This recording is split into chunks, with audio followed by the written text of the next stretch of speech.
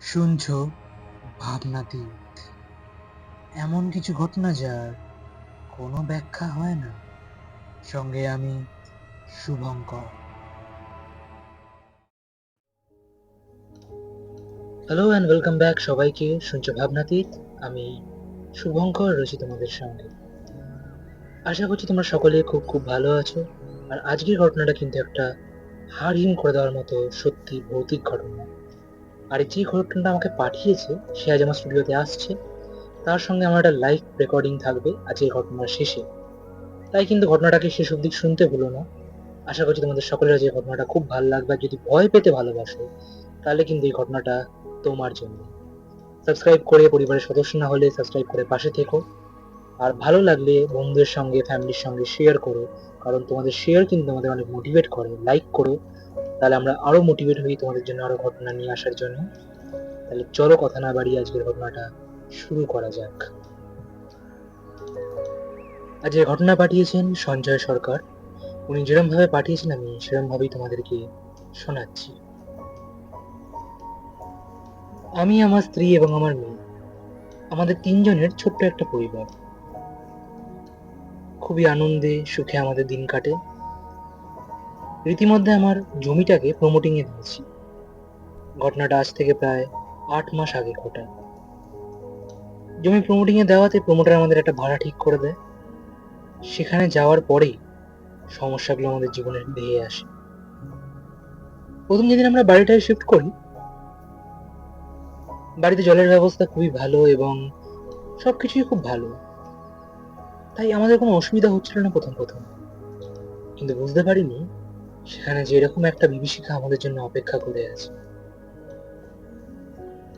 কিছুদিন কাটার পর থেকেই আমার মেয়ে এবং আমার স্ত্রী আমাকে বারবার বলছিল যে এই বাড়িটার না যেটা সমস্যা আছে জানো তো, এখানে থাকবো না, চলো না অন্য কোথাও চলে যাই।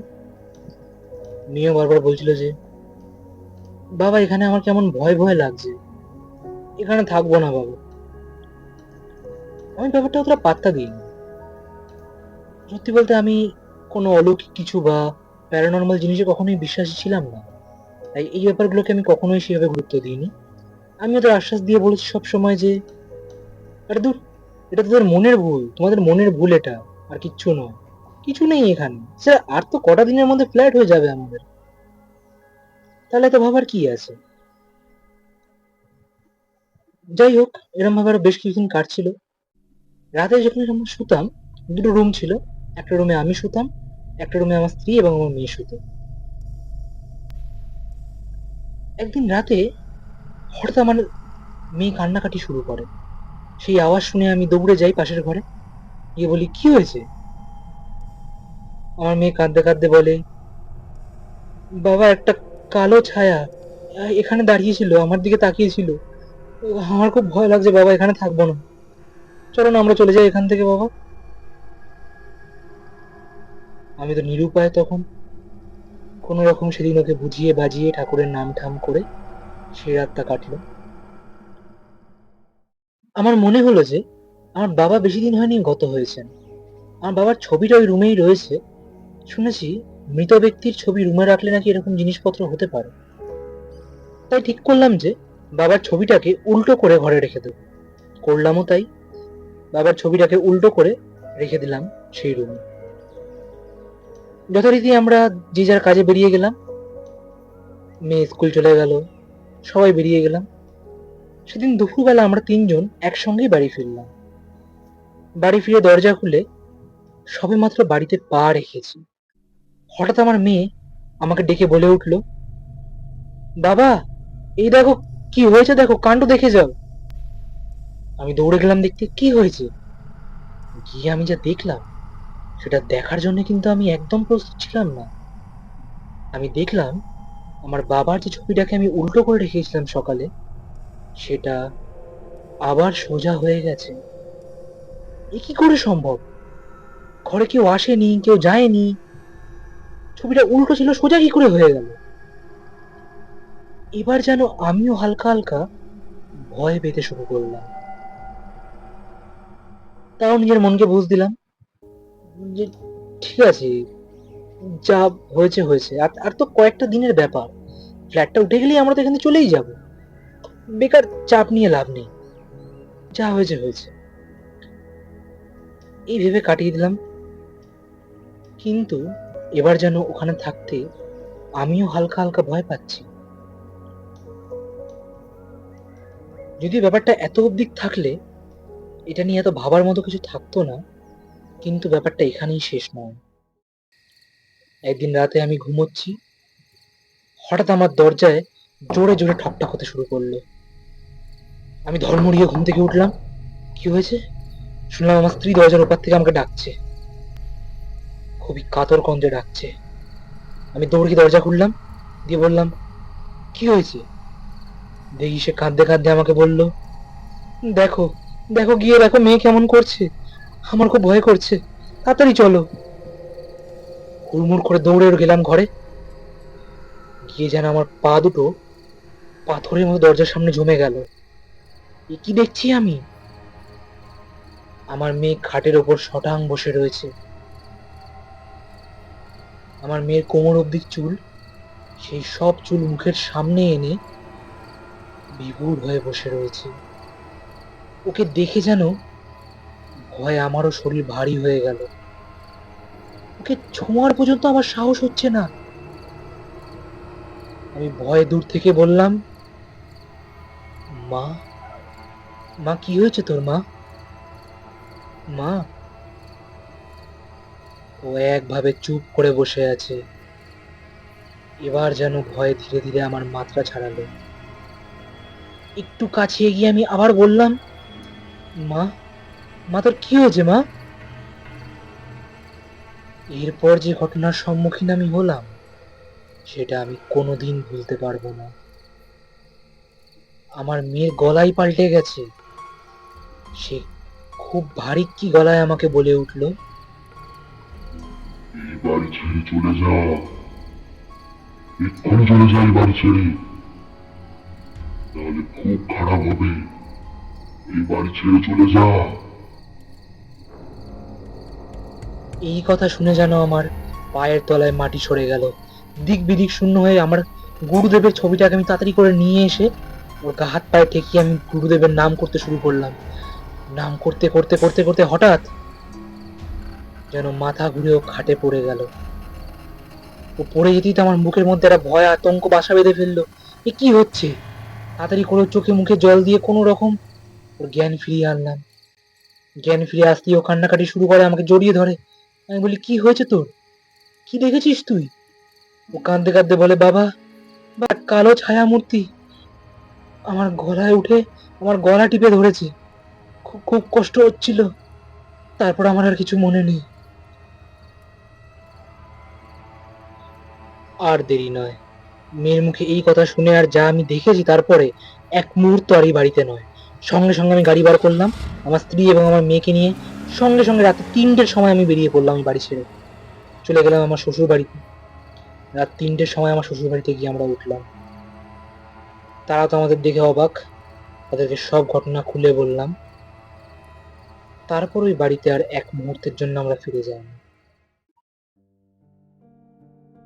বেশ কিছুদিন কেটে যায়। তারপর আমি ওই এলাকায় একবার রুটি কিনতে গেছিলাম রাতের দিকে। সেই সময় দোকানদার আমাকে দেখে জিজ্ঞেস করলো, আচ্ছা দাদা, আপনারা এই বাড়িটায় ভাড়া ছিলেন না? আমি বললাম যে হ্যাঁ, আমরা এখানেই ভাড়া ছিলাম।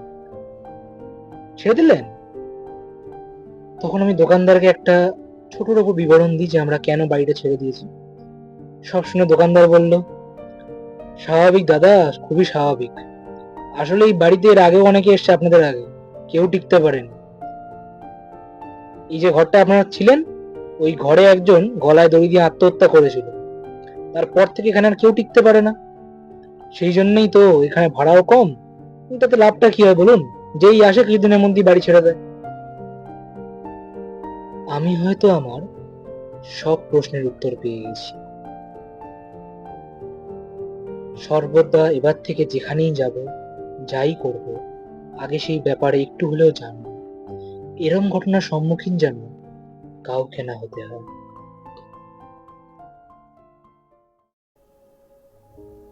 তাহলে কেমন লাগলো আজকের ঘটনাটা কমেন্টে জানিও। আর হ্যাঁ, স্পেশাল সারপ্রাইজ যেটা বলেছিলাম সেটা এবার তোমাদেরকে আমি দেবো। সেটা হচ্ছে আঙ্কেল নিজে আমার স্টুডিওতে উপস্থিত আছেন, আর তার মুখ দিয়ে আমরা শুনে নেবো এই ঘটনার কিছু বিবরণ, কিছু প্রশ্ন উত্তরের মাধ্যমে। আঙ্কেল এখন কেমন আছে? এখন ভালো আছে। এখন কোথায় থাকছো, মানে বাড়ি শিফট করে নিয়েছো? হ্যাঁ, বাড়ি শিফট করেছি, এখন ভালো আছি, জীবন শিফট করেছি, কোনো অসুবিধা নেই। বোন ভালো আছে? হ্যাঁ, বোনও ভালো আছে। যাক। আচ্ছা, তুমি বলছিলে যেমন আমাকে যে তোমার আগে কখনো এরকম ভূত প্রেত বা প্যারানর্মাল জিনিসে বিশ্বাস ছিল না, তাই ঠিক তো? বিশ্বাস ছিল তো একেবারে বলবো না, কিন্তু চাক্ষুষ আমার পরিবারের প্রতি ঘটে যাবে এইভাবে আশা করি, বুঝতে পারি। মানে এরকম একটা ঘটনা হওয়ার পরে মানে এখন তুমি এখন এই তো জিনিসগুলোকে বিশ্বাস একটু করতেই হচ্ছে, কিছু আছে এরকম।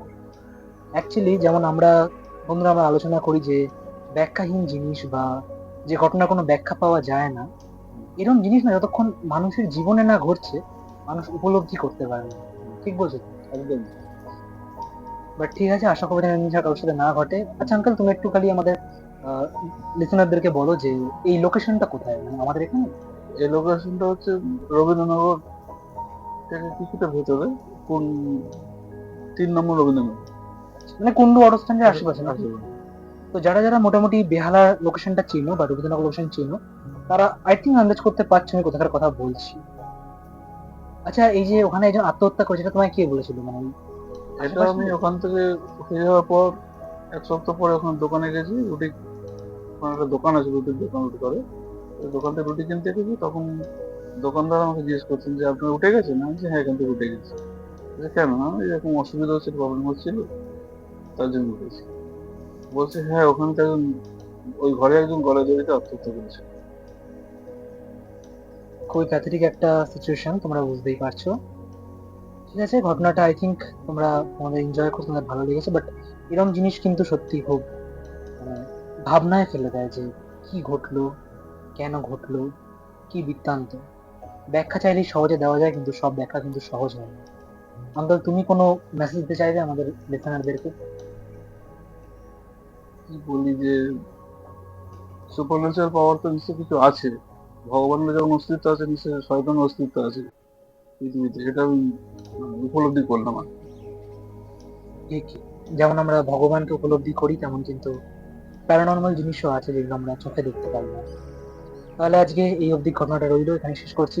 আঙ্কেল, অনেক অনেক ধন্যবাদ তোমাকে আমার স্টুডিওতে আসার জন্য। আশা করবো আমরা আমাদের বন্ধুদের থেকে এরকম ঘটনা আরো পাবো, তোমাদের জীবনে ঘটে যাওয়া ঘটনা আমাদের পাঠিয়ে দাও। দেখা হচ্ছে খুব শীঘ্রই একটা নতুন এপিসোডের সঙ্গে। ততক্ষণের জন্য ভালো থেকো, সুস্থ থেকো, আর মনে করে কিন্তু শুনতে থেকো ভাবনাতীত। এমন কিছু ঘটনা যার কোনো ব্যাখ্যা হয় না। সঙ্গে আমি রয়েছি, শুভঙ্কর।